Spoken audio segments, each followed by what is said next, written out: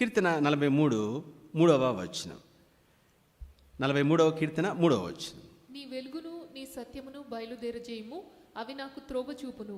అవి నీ పరిశుద్ధ పర్వతమునకును నీ నివాస స్థలమునకును నన్ను తోడుకొని వచ్చును. దేవుని వాక్యము ద్వారా మార్గము తెలియజేయబడుతుంది. అంటే దేవుని వాక్యము దేవుని మార్గం. కాబట్టి ఆ మార్గము అంటే దేవుని మార్గము దేవుని వాక్యము ద్వారా తెలియజేయబడుతుంది, లేదా వాక్యములో నుండి ఆ మార్గము కనుగొనగలము.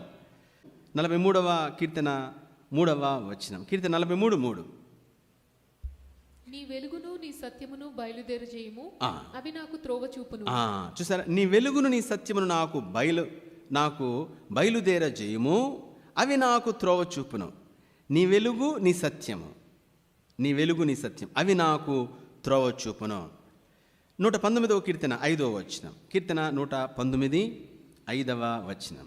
నీ వాక్యము నా పాదములకు దీపమును నా త్రోవకు వెలుగునై ఉన్నది. దేవుని వాక్యము ఇక్కడ అంటున్నాడు, నీ వాక్యము నా పాదములకు దీపము, నా త్రోవకు అంటే నా పాత్ లేదా దారికి, నా మార్గానికి దీపము. Your word is a lamp to my feet and a light for my path. దారికి లేదా మార్గానికి నీ వాక్యమే లైట్, అంటే వెలుగు ఇస్తుంది, లేదా వెలుగు చూపిస్తుంది, దారిని చూపిస్తుంది.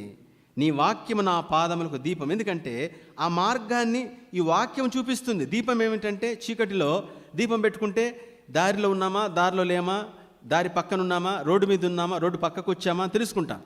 రోడ్డు చీకటిలో పోతున్నాము, రోడ్డు అనికి పోతున్నాము, అక్కడ దారి కనబడకపోతే ఆ దారిలో నుండి పక్కకు వచ్చి గుంటలో పడిపోతాం. కాబట్టి దేవుని వాక్యము దీపంతో పోల్చాడు, అంటే దారిని చూపిస్తుంది.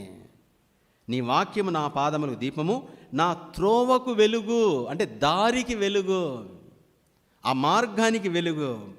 సోదరుడ సహోదరి, దేవుని వాక్యములో దేవుని మార్గము ఉన్నది. దేవుని వాక్యములో దేవుని మార్గం.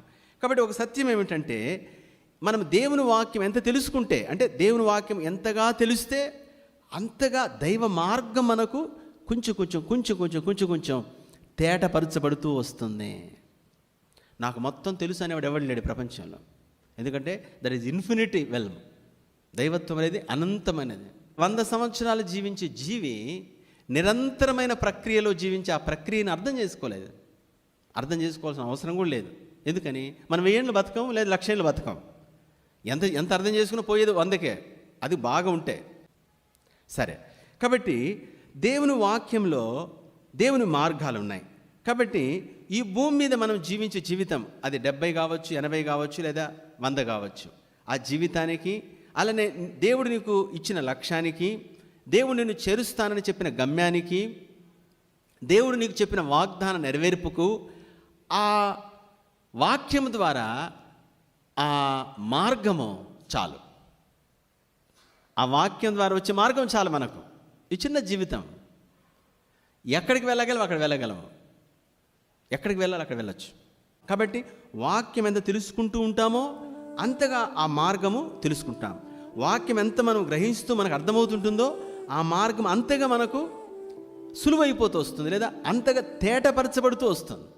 కాబట్టి వాక్యం ఎక్కువ మనం తెలుసుకోవాలి. దేవుని మార్గాలు, దేవుని వాక్యము ఎల్లప్పుడూ స్థిరంగా ఉంటుంది. అది ఎవరైనా చేపట్టచ్చు.